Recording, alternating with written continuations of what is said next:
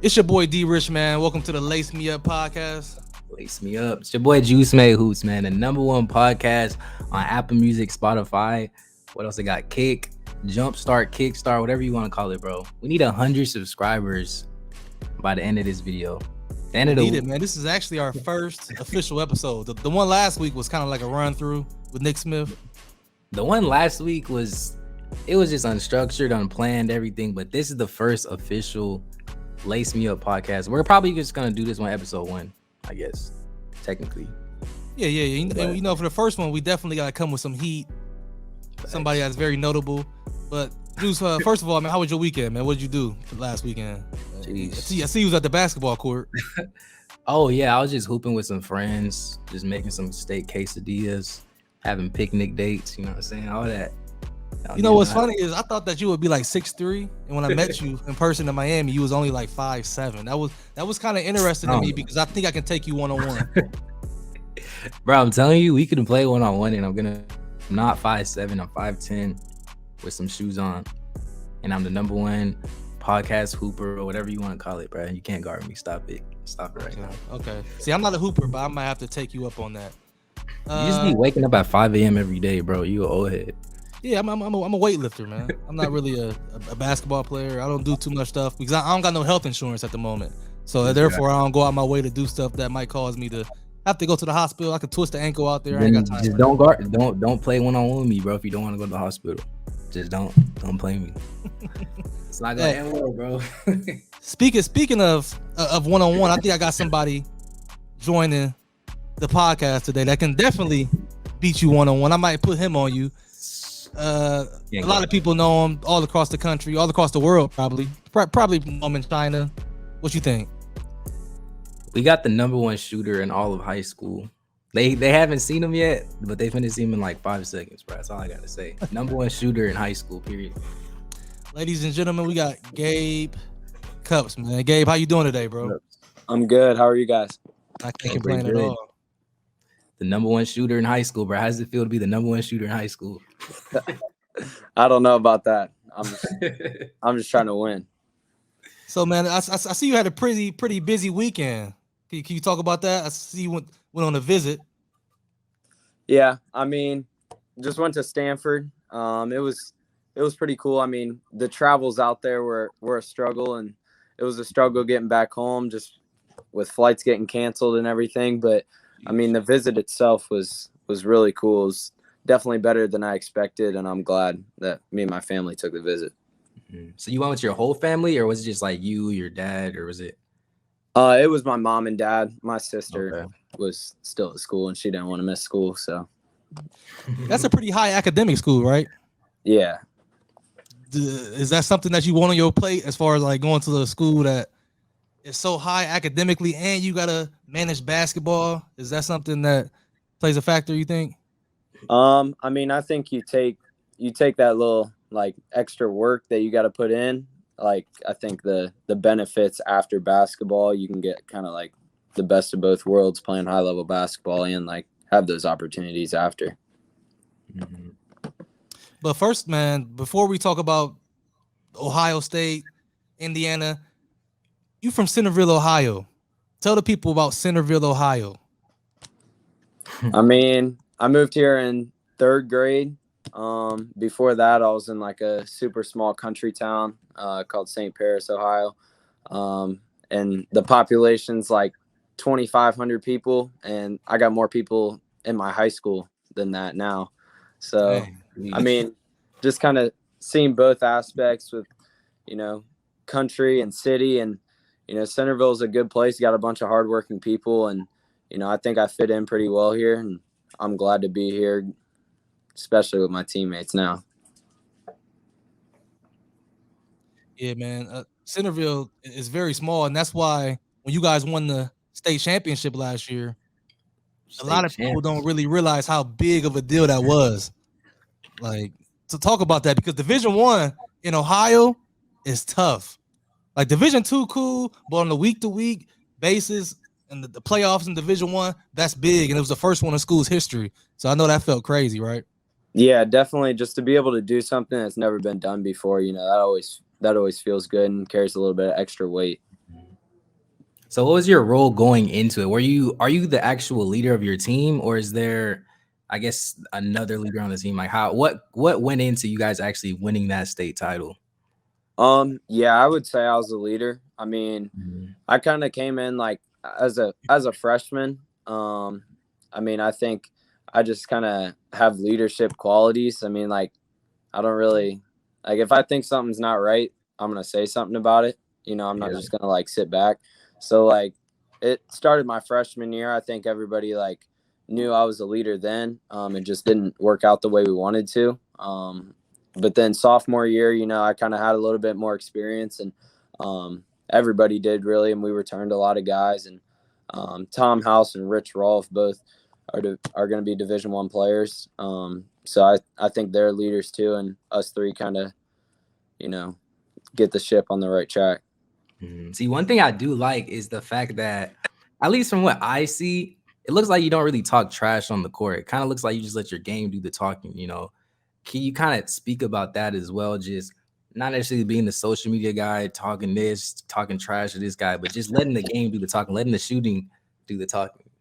Yeah, I mean, I definitely don't talk a bunch of trash, and I'm not into like the celebrating my own plays and stuff, you know, like at the end of the day, I'm just trying to win the game.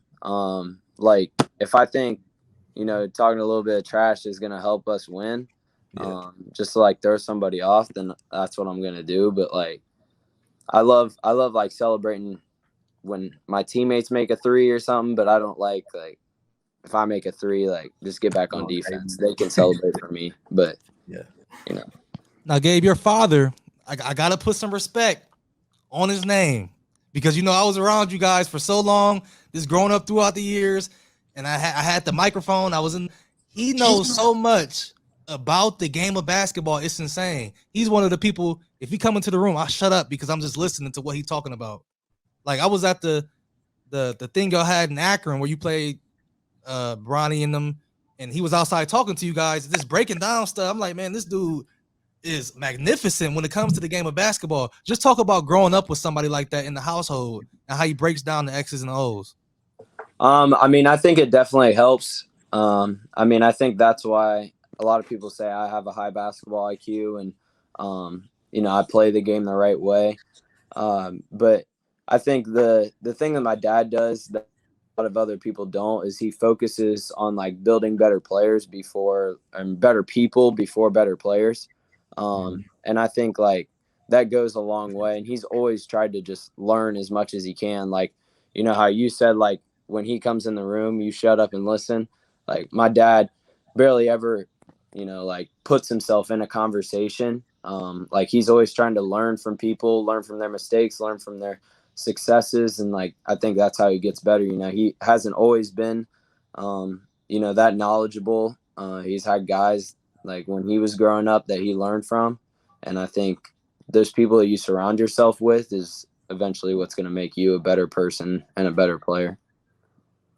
Yeah. Can you talk about how, I guess, him being the leader, him being the coach, did he tell you guys how important it is to be team oriented, you know, to win a state title? Can you just talk about how his coaching style and things of that nature? Yeah, I mean, he stresses like the team over yourself. I mean, like we're obviously at Centerville, like we don't have the best players all the time. I mean, like the Moeller team we beat in the regional finals had like 6 Division I guys. And at the time, like I didn't have any offers, and I think Tom might have been the only one with offers. But so like we have one guaranteed Division I player, and like, you know, obviously you can't just go one-on-one with those guys. They're better than you. So, I mean, you got to find something that's going to work for yourself, or, you know, the most talented team would win every time. So I know you probably get this question a lot. Well, I'm going to ask it. Going into Centerville, like coming up from the Blue Ships, do you feel like it was any pressure on you? Because that 8th grade year going into the 9th grade, man, the cameras were on you guys, and you guys buzz built up on Instagram, the visits to Duke. Do you feel like going into high school basketball, it was I believe in no pressure, be myself, but do you believe it was a little bit of pressure on you to perform? I mean, I think the thing I thought about most with the Blue Chips and transitioning into high school was just all the situations and like atmospheres I had been in. So like when I went into high school my freshman year and played in my first home game, like in front of like 3,000 or 4,000 people, everybody packed out, like that didn't really affect me because I had been in that situation before. And like with the pressure thing, I don't think pressure really exists, just because pressure happens when you are listening to people that don't really know what's going on. So I think if you listen to the right people, like my family, they're always going to like shoot me straight. So like, I think pressure is non-existent when you're focusing on the right people's opinions. What do you think is the craziest atmosphere that you played in? Like, because I remember at the Charlotte Nationals when y'all played CP3, that was crazy. But I'm probably pretty sure the Vegas one was crazy too the next year. What was your number one most crazy experience, like growing up playing amateur basketball? Yeah, I mean the Nationals in Charlotte, that was pretty crazy. I mean, we had to walk in like a back door, and like had to take like a bodyguard with me to go to the bathroom. I mean, it was crazy how many things that like I would never even think of me having to do in like 5th and 6th and 7th grade. I mean, it's just something that barely anybody gets to experience, and I'm like really thankful that I got to be on that team and got to be with those guys and be in those atmospheres. Yeah, that's insane. That's crazy. Juice, you ever playing in front of a crowd like that or ran track in front of a crowd? Juice is a track runner. Yeah, track. I didn't went to state and everything, so I know the pressure. Definitely not like playing with Bronny and doing all this, but I done been in some crazy moments for sure, bro. But let's do you get tired? I know it's a brotherhood. Do you get tired of always being associated with the Blue Chips, or do you know that that's something that you use to help uplift yourself and give yourself a bigger platform? Because obviously a lot more cameras gonna be there, so you can use that to plateau to something else. Or do you get tired of people always saying, "Oh, that's Gabe from the Blue Chips"? Yeah, no, I don't get tired of it. I mean, Blue Chips is something that like 10 kids got to experience out of everybody, and I know like a ton of kids would have done anything to be in that position. So like I just try to not take it for granted and like just be grateful for it. Taking advantage of the opportunity pretty much. Yeah. Mm-hmm. Yeah, that's something that I lacked on when I was younger, man. I didn't take advantage of too many opportunities, man. That's why I'm so happy to see you guys being so young and starting to take advantage of them opportunities and learning early, because I'm 29 years old. I'm getting old, Gabe.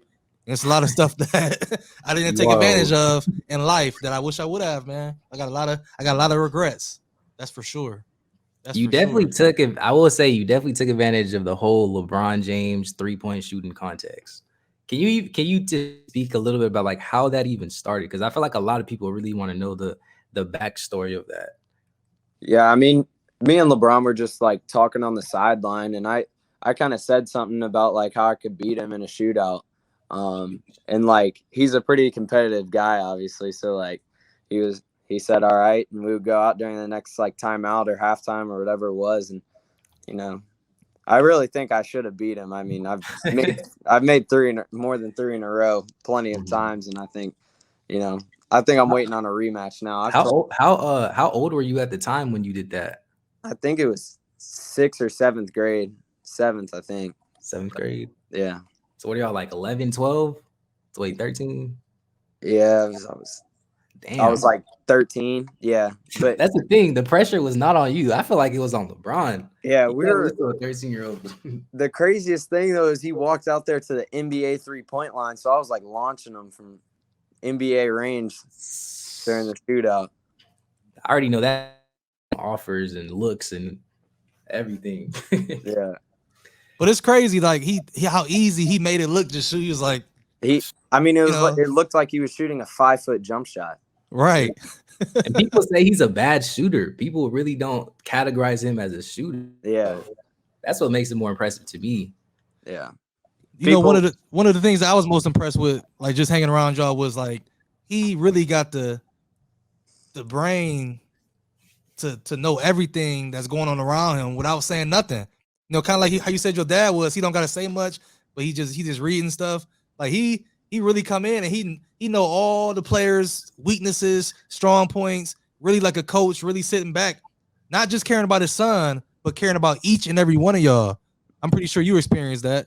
Yeah, I mean, he's one of the most genuine people I've ever been around. I mean, like, he didn't have to put any of that time and effort into us. He could have just came to the games, you know, watch Bronny play, talk to Bronny after the game, but like he chose to put time and effort into the other kids, you know, and like, I mean, that's a highlight like forever in my life. So like, he didn't have to do that, but I think he does such a great job with like trying to give back and stuff and like give people opportunities, and you know, he definitely did that for me. Or go ahead, Rich. What do you think about the state of basketball and rankings? Because as you see, I fight for you all the time on my platform because you know how I feel about you. I feel like your IQ, your acumen is something that everybody not gonna have. But obviously, you're not 6'8". I'm pretty sure you accept that. You don't go to bed thinking, "Damn, I wish I was 6'8". I'm probably pretty sure you don't do that because your brain is worth more than what a 6'8" person to me brings to the table. But what do you think about how some of these platforms do rankings, or do you even pay attention to it? I mean, I don't think it really matters. I mean, I think for me, like, I was seeing myself getting like unranked and stuff, and you know, I had like 5 high major Division I offers, and like at the end of the day, that's what matters. Like, exactly. The rankings, I couldn't care less about them. Like, I'm going to college for free. That's all I need. Like, those rankings aren't going to get you anywhere. You know, like you could be number 1 with like 2 offers. I mean, like, obviously it doesn't work out like that, but. And that's the thing. Like, we've seen you play DJ Wagner. We've seen you play Mikey, Bronny, Keontae George, all these guys, and you're dropping like over 20. I think you scored like close to 30 against Mikey, right? Or I think Bronny. Yeah. Yeah. Like, can you just speak a little bit about playing against those top number 1 ranked, number 2 ranked players and the mentality it goes to actually play against those guys? I mean, I think that's just how I was raised. Like, I just always have been super competitive, and like I'll do anything to win. And I think sometimes, like in the game against Bronny, like I was getting open threes and I needed to make them. So like that was what it took to win. And other games, like, you know, like Reed might be getting open shots. So like get it to Reed, whatever it takes, I'm going to do that. Like, I don't have like the ego or something that I need to get 20 every game. Like, I'm just doing what it takes. You know, one thing I hate, I love that on Instagram you can get on there and it's kind of like a mini ESPN because people post the stats after every game. But one thing I pay attention to is a player that posts their stats when they lost, when they lose. You know, they might have 30 points and they post it to their story after they lose. Yeah. That tells me something. Gabe, would you rather play bad and win or look good and lose? What would you rather do? Definitely play bad and win. I mean, like, you can come back the next day and, you know, like, play good and win and stuff, but like a L on the sheet is worse than anything to me. That's facts. Real quick, like I said, you played against all these top players. Can you give us who are the 3 hardest players that you've had to guard throughout your entire basketball career so far? 3 hardest players to guard. Freshman year against Arizona Compass Prep at Flying to the Hoop, guarding Frankie Collins was tough. I mean, he's super just so athletic and fast. I mean, and especially like with me being a freshman, I was like, that dude's a dog. Yeah. Yeah. So Michigan, right? What? Yeah, Michigan, right? Yeah, Michigan State. But probably him. Keontae was tough to guard, just because he was so strong and like physical, and I think he's one of the most skilled guys in that 22 class.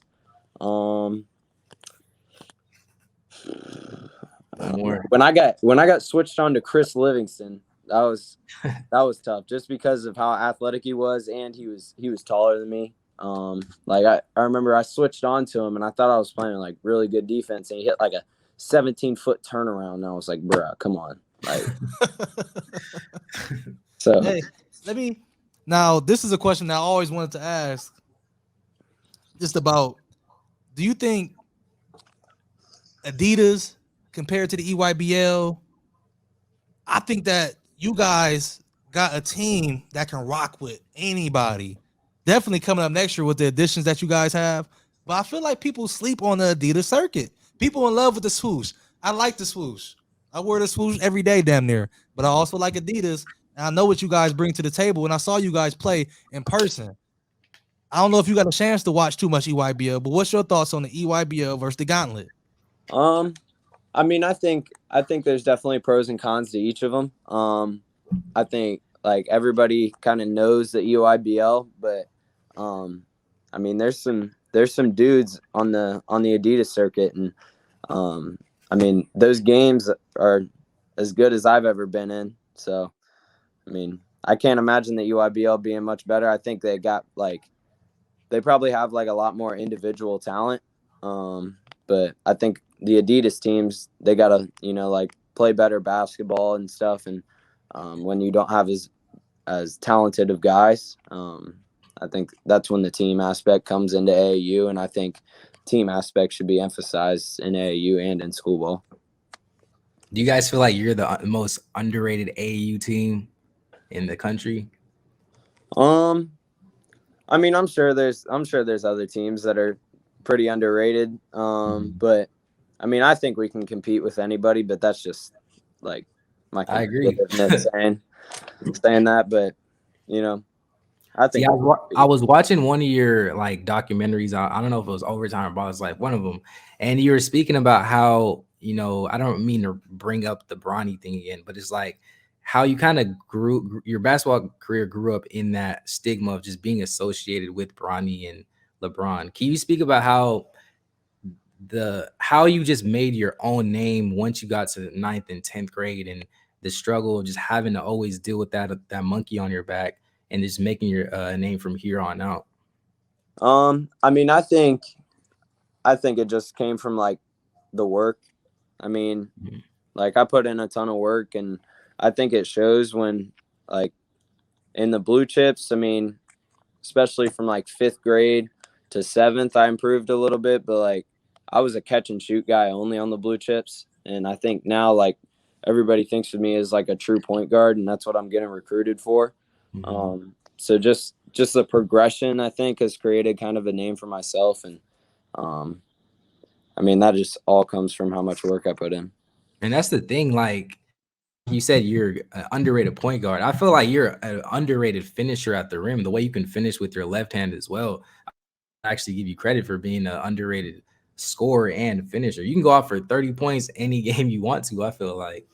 But what's a typical day like for you? I know it's documentaries on Overtime, Ball's Life, but a typical day now, going into your junior, what is it like for you? Waking up, what time you wake up, breakfast? I want to know what you eat. I'm interested to know what you eat in the morning, man. Yeah, so I mean, I'll just go through today. I mean, I woke up at 5:30, got all my clothes ready and stuff, and I went to the high school and had like breakfast club and got a workout in. Now like hung out in the locker room for a little bit, took a shower, then I go get breakfast, come back, go to advisory, go through school, and then I work out. I have like 7th period study hall, so I work out during 7th period again with Rich, and then after that, come back in the locker room, start getting ready for practice, like turn on some music to get everybody like out of their school mood, and then go into practice from like 3:05 to 5:30, and then we had lifting at like 5:30 to 6:30. Came back home, ate some pork chops that my mom made, and then did some homework until I got on here, and then after I get off, finish up my homework, go to bed, repeat. So what do you do in your free time? When do you have free time? When do you have time to be just Gabe Cupps outside of basketball? I mean, in school, really, but like I'm still being goofy and stuff during basketball and when I'm working out and stuff. And like, I mean, I love basketball, so that's what I'm gonna do. I'm gonna do what I love. What are some of your hobbies, you would say? I don't even know. Like playing with my dog, I guess. I mean, I have to play with her for like 10 minutes before I go to bed so she doesn't like bark and stuff, but that's about the only time I have. I mean, basketball, lifting, working out, eating. I eat a lot, but Got to. You finna go to college. So you got to, bro. yeah. How many shots do you shoot a day? Over 1,000, I would say. Sheesh. That's Yeah, like 500 in the morning. Like you've been doing that since what grade? I think I started waking up at 5:30 since 6th grade. I can't remember the last time I missed a morning workout. 5:30 a.m. Yeah. So when was the last time? Keep it real. When was the last time you woke up and you was like, man, I don't feel like doing this today. You gotta be honest, bro. You gotta be honest. I do it. I do wake up sometimes and I'm like, man, I do not want to go shoot right now. But like I think the self-motivation got me through it earlier, but now it's like the discipline. Like I need to get up and I need to go shoot and I need to get better and like I need to maximize what I'm doing with my life and like like just trying to get better every day. No need to waste time. Is there like a certain player or a few players that you would say you model your game after, or are you just straight Gabe Cupps? I mean, guys that I like to watch in the NBA are like Luka Doncic and Chris Paul. I just like to watch them come off of ball screens. I mean, I just like try to learn from guys and see what they're seeing. But I wouldn't say I like model my game after anybody. I never like think about like, oh, I'm about to play defense like Patrick Beverly, like Yeah. this is how I am. Like I'm going to play defense and stuff. So do you think defense is more of effort or you think people wake up and say, I'm about to be the next Patrick Beverly? Like, I think defense is more of effort. I don't think people like are just born to be great defenders. What do you think? I think it's most definitely effort. I mean, obviously, like some people are gonna have better like instincts or anticipation, but like you can't be that bad on defense. I mean, like if you're trying as hard as you can to guard, you're gonna guard fine. True. I agree. Now I was arguing with Juice, and I told him I think that AAU basketball, the competition that you face is stiffer. He made the argument that high school basketball is tougher because they can, just structure the game around stopping certain players. And I can see where Juice is coming from, but I think that the level that you play AAU basketball is tough. But Division I high school basketball in Ohio is also tough. Which one do you think is more difficult, high school basketball or AAU?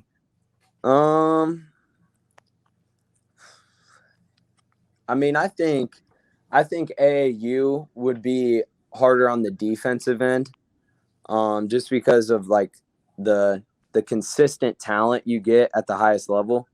And I think offensively, it's probably a little bit harder in high school, just because, like you said, like they can literally make a game plan. Like they have a week to set out before the game. Like, all right, you're gonna double team Gabe, and you're gonna face guard Tom in the corner, and like you're gonna make Rich drive. Like they can do all that stuff that an AAU team, like they just came off of playing 3 straight games yesterday, 2 games today, and then like you're their last game. So like they're not really thinking about what they're gonna do on defense. With the 3 games in a day, 4 games in a day, 5 games in a day, 10 games in a weekend, it's a lot of people that get injured. I feel like nowadays more so than back in the day. Maybe I'm tripping. Maybe it's because we get to see it on TV a lot. Do you feel like how many games are played back to back? Do you feel like that has an effect on people's bodies, and that's why it's so many injuries that happen because of the wear and tear throughout the years? I mean, I think a big part of it is that it's like put out on social media and stuff like that. I mean, I think that's probably why it seems like there's so much more. But like, I mean, obviously everybody's going to get injured at some point. I mean, not everybody, but you know, almost everybody is going to get injured at some point. But I mean, I think that's just part of the game. Do you see yourself ultimately transferring to like a prep school, or do you see yourself staying at a public high school your entire career? We at Centerville. All don't leave Ohio, please. Please. Chris Livingston had to. I got you. Yeah, I mean, I think I've grown up with these guys, and like it would feel like I'm letting them down if I go to like a prep school, because that's something that seems like you're doing it for yourself a lot. You're not thinking about like those guys that you grew up with and that you've helped and that they've helped you along the way. So I mean, I'm at Centerville. And we not knocking nobody that's going to prep schools or nothing. Everybody has their own situation. Yeah. So it's definitely different situations. Like if that's what is best for you, I think there's a way that it needs to be handled where you like thank those guys that have helped you. Just so they know that there's like no bad blood between you. Yeah, like I said, man, if you waking up to gunshots every morning in the neighborhood, maybe you need to go to prep school. Like, that's my opinion. If you got a good structure at home, you can stay at home and finish it there. You got friends you grew up with. That's very important, because it's only going to be one time in your life where you get to create a bond like that. You're going to remember it for the rest of your life. You go to prep, you're going to build bonds with people, I'm sure. But the people that you grew up with in your neighborhood, tight-knit, it ain't going to be nothing like that. Never again. It's not the same. So, did you get a chance to watch the Memphis exhibition game? Did you catch any highlights of that? No, I didn't. Imani Bates hit a shot coming off a pick. I'm going somewhere with this. He hit a shot going off a pick, and you could tell that he worked on this because he was training with a purpose. Just like you training with a purpose. You're not just training for high school basketball. You're training for the next level. Can you talk about your workouts and how they progress throughout the years to get you prepared for the next level? I mean, I think the way you change your workouts reflects how much the game really matters to you and how much getting better matters to you. Like if you're doing the same workout every day, I mean, like, yeah, you're going to get really good at like those 3 things that you worked on in the workout. But I think the point in life is to learn as much as you possibly can, and to like maximize yourself as a person in whatever you're doing. So like, I mean, I was at like Louisville's team camp, and before one of the games, like one of their guys was working out, and like they were doing multiple things. Like he would come off a ball screen, throw a hook pass, come back out, like come off a handoff, like all right in a row. So that's something I tried to do like ever since then, is just like trying to make multiple efforts to make it more like a game rather than just like standing at a spot and like catching and shooting and then ripping to a pull up, like kind of making multiple efforts to simulate more of a game. But I think you just got to pick up on what's been successful for other guys and use it for yourself.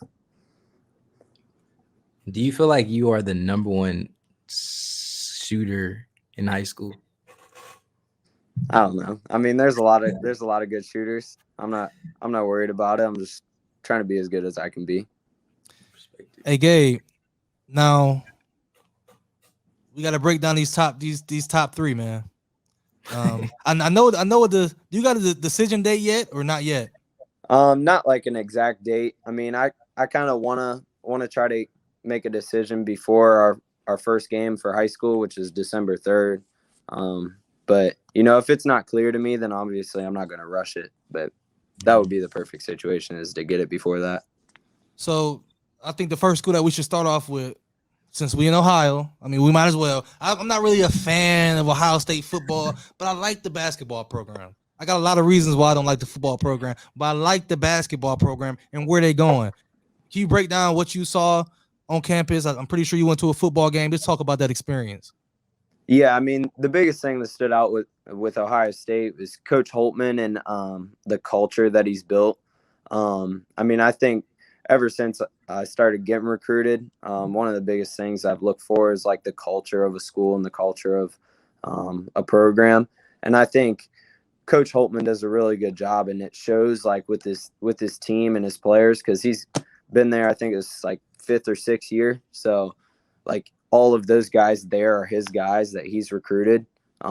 So I think being able to see the culture that he kind of talked about reflected in his players. I mean, I bonded with their players like really quickly. I mean, I still Snapchat Zed Key all the time.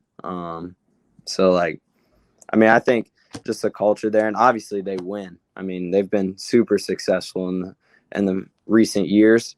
And wherever I'm trying to go, I'm trying to win. So it just draws me to them. How do you wash out the phony and know the phony coaches when you see one though? Because do you want a coach that's going to tell you what you want to hear to get you there, or do you want a coach that's going to tell you the real? And if you come, you come. If you don't, you don't. I want him to be honest with me. I mean, my mom's kind of like vibe expert. She always says that, but like she goes in and she like picks up on coaches' vibes, and you know, I trust my mom a ton with that, but she does a pretty good job, and she likes Coach Holtman. I mean, he always tells me like what he thinks I can get better at, which I really like. I mean, I'm at the end of the day, like I'm not gonna get hurt by you telling me that I'm not good at something. Like I wanna fix it and like get better at it. And so I really respect him for like having the guts to tell me that, even if it's like, you know, I think with another guy it might be like hurt their feelings or something and then ruin their chances of getting them. But I think he wants the best for the people he's recruiting. So your decision to go to college, are you looking for a program, I guess, that'll help you get to the league the easiest, just to win a college title? What's the number one thing, I guess, you're looking for whenever you're making this decision? I mean, obviously my dream is to go to the NBA. But I think there's so many things that go into the decision that I don't think you can just, you know, kind of pick out one thing. So like, it's really, at the end of the day, I think it's how you feel, what your gut is. Like my sister texted me a couple of days ago. She hasn't been on like those visits with me, just because she has school and stuff. But I mean, she just said like her only advice with me is just to trust my gut, because that's God talking to me. So like, I mean, I just think it's that gut feeling, you know, like when you walk in somewhere and like this is where I want to go. Like that's when you feel different about something. Speaking of the gut, Indiana, Stanford, Ohio State, which school fed you the best? Which food gave you the best snacks? Because to me, that's important. When y'all go there and y'all put the snap of what they put on the table, I'm really inspecting, you know, gummy worms, this, that. Which college gave you the best food experience? I think Ohio State and Indiana had a little bit of an advantage to Stanford, because Stanford knew that I would have to like throw it away if I didn't eat it, because I couldn't bring it back on the plane. So Ohio State and Indiana, they knew I could just throw it all in my car. But I mean, Ohio State was good. We had steak a couple times. In Indiana, we had steak, but the candy at Indiana, I had to like carry out in like garbage bags because there was so much of it. Talk about the visit. Wait, real quick. I heard him say steak, bro. How do you get your steak? Do you get it well done? You get it rare? How do you get your steak? I go medium well. Okay, same, bro. You can ask your question, D Rich. We good. Juice, I didn't even know you ate steak. Bro, I eat steak. I just made some steak quesadillas, bro. But when you told me that today, that was like, because you don't eat pork, right? Yeah, I just don't eat pork, but I eat everything else. When people say I gotta have pepperoni on my pizza, right, Gabe? You got that's a must. Yeah. You know, but I salute to you. I know people got faiths and stuff where they don't know it, so I respect that too. Indiana, Gabe, that's like a basketball. You ever seen the movie Hoosiers? I'm pretty sure you've seen that. Yeah. That's state. Just talk about Indiana. Yeah, I mean, I think Coach Woodson is gonna like get it done there, and I think like his purpose is like super clear at Indiana. I think he's there to get Indiana basketball back to where he believes it should be, which is at the top of college basketball. And like, I think he kind of feels that he owes it to Indiana since he went there and played for Coach Knight. And I think the challenge that Indiana brings and like the uncertainty of like if they're really going to win and like, you know, be good. I think that kind of draws me to it just because of how competitive I am. And like, you know, like I'm just drawn to like a challenge. So I think that's the biggest thing that kind of stood out to me with Indiana basketball. I mean, it's Indiana basketball and it's a challenge that they're like saying that they want you to like bring them back to the top. What you think about Indiana basketball, Juice? You said what? What you think about Indiana basketball? Do you watch college basketball, Juice, a lot? A little bit. I just remember Victor Oladipo playing at Indiana. That's the last. He was tough. He was tough at Indiana. My favorite player. He was nice. Stanford? Yeah, I mean, Stanford, like I said at the beginning, I mean, I think you get the best of both worlds if you go to Stanford. Like a Stanford degree will, I mean, it's good worldwide. I mean, they talked about their impact there, and it's all over the world. And I think if you go there and you play in the Pac-12, which is like a fast-paced and kind of like guard-ran league, I think you could play really good high-level basketball. And then when the ball stops bouncing, you get all the opportunities that Stanford brings. Just being in California and kind of in the middle of everything, I mean, like the opportunities are comparable to nobody in the country. So all these schools that are recruiting you, do they want you to play a specific role for them, or have they told you a specific way they kind of want you to input you into their offense, defense, or do y'all have those conversations?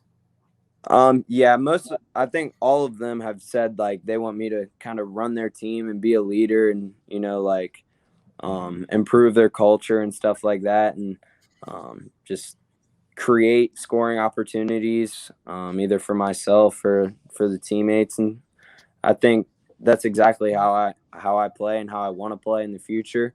So I'm good.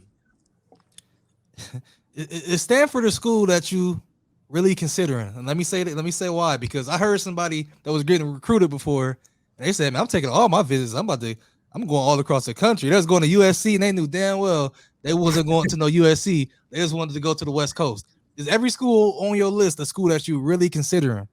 Yeah, I think definitely now that I'm down to my top 3, I think all those schools I could go to. I mean, the visit to Stanford, I was skeptical just because it was so far away, and you know, like my whole family is right around like 45 minutes from where I'm at. So I knew the distance would be tough, but I also knew Stanford had a lot of things to offer that no other school could offer. So I'm glad we made the trip. Hey, Juice, you ever visited Ohio State?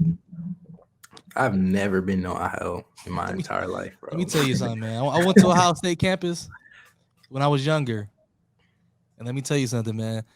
Fire. Beautiful, fire.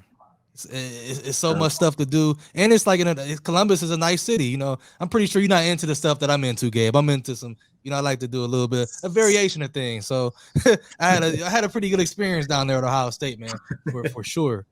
We gonna wrap it up, man. We got about 10 more minutes left, so we like to just throw questions out there. One of the questions that Juice actually recommended, I thought was a great question, was tips for young shooters, because everybody wants to be a shooter. Any tips for them? Just work. I mean, like shooting isn't gonna happen magically. I mean, like other things will, like being able to dunk. You know, like if you grow 7 inches, you're gonna be able to dunk probably, but like shooting, it's just something that comes from hard work. And I mean, the more shots you put up, the more you're gonna get out of it, and the better you're gonna become. And I think going game speed is a really big thing, like trying to catch and shoot it quick. So there's not necessarily like a specific amount you should say somebody should shoot every day. It's more of just the quality of the reps that you're getting, you would say. Yeah.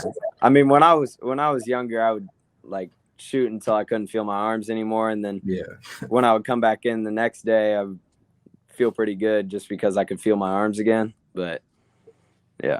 And that's the thing. I feel like, you know, shooting is something you can always have, no matter if you're playing at the rec, if you're playing in an actual game, like no matter where you play, shooting will always keep you in the game and you're going to be a threat. That's why I feel like people should really hone in and, you know, take a little things from you, people like you and who can shoot the ball. And I feel like that's the easiest way, honestly, to honestly play at the next level or get an opportunity to play at the next level, no matter your size. So yeah, for sure. Now this is a tough question. This is a tough question, but I don't believe in pressure. So, give me your top 3 players in high school basketball, excluding yourself. That you just, I'm pretty sure you pretty fond of players. You watch players. Top 3 players in high school basketball, regardless of class, right now. Regardless of state too. Any state, any class. I think with Amani and Jalen going to college early, my 2022 knowledge is lacking a little bit. But I would say in 2023, I think Wagner he's legit. He's good. I mean, like when I played against him, he was hard to guard and like he's good. I think like it hasn't been too many situations where I like see the number 1 player and I'm like, yeah, he's the real deal, but he's the real deal. He is. I think I tell you, D. I think Aiden Holloway is like how smooth his game is. I mean, I think he should be considered a lot higher than he is, like with the rankings and stuff. And then, I mean, I'm probably biased, but I would put Reed up against anybody. I mean, like, he plays the game the right way, and he's good, man. Can you talk about you guys' relationship? Yeah, I mean, he's basically my best friend. I just don't get to see him that much. But, like, I talk to him every day, and, like, I think we both love playing with each other. And I knew, like, when we were in AAU and stuff, we talked about like maybe playing in college. But we both knew like only if it was the right situation for both of us. And like, you know, I don't think it's gonna happen really, but just because we both know we want to do what's best for us and best for us individually. And I mean, I love him.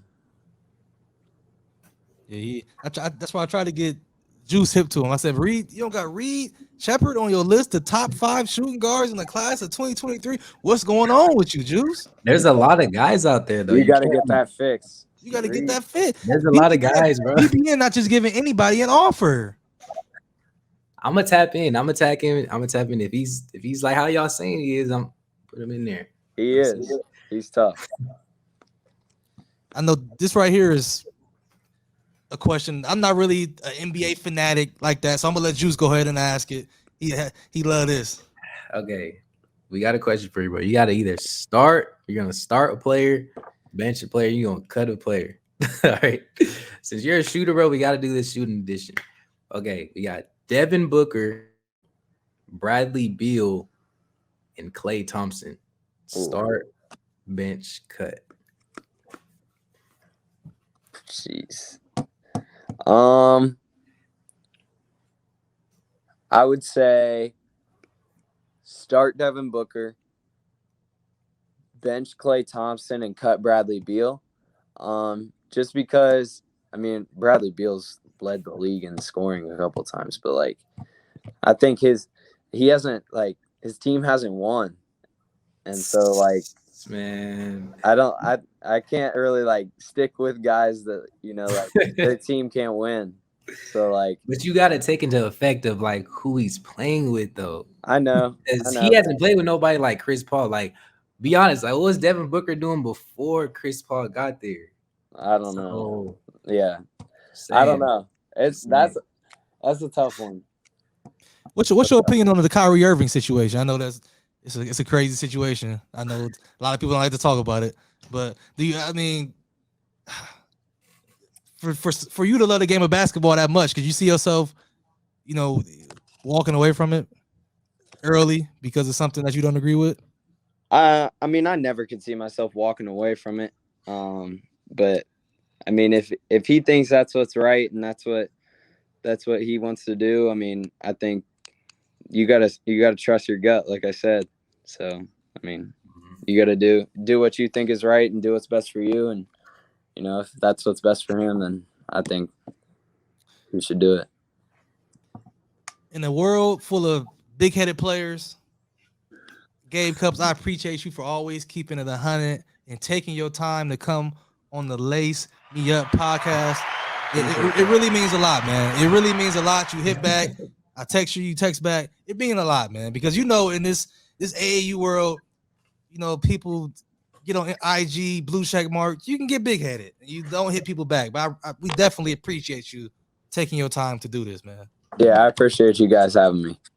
No problem, man. And that's a wrap, Juice. Anything else? Yeah, man, just keep doing what you're doing, bro. We love it, bro. Just keep doing what you're doing. Look forward to seeing you, whatever college you decide to pick. Good luck on your high school season, and we're gonna be tapped in, man. Thank you. I appreciate it. Yeah, for sure. I'm gonna hit you up, Gabe. Yep. Yep.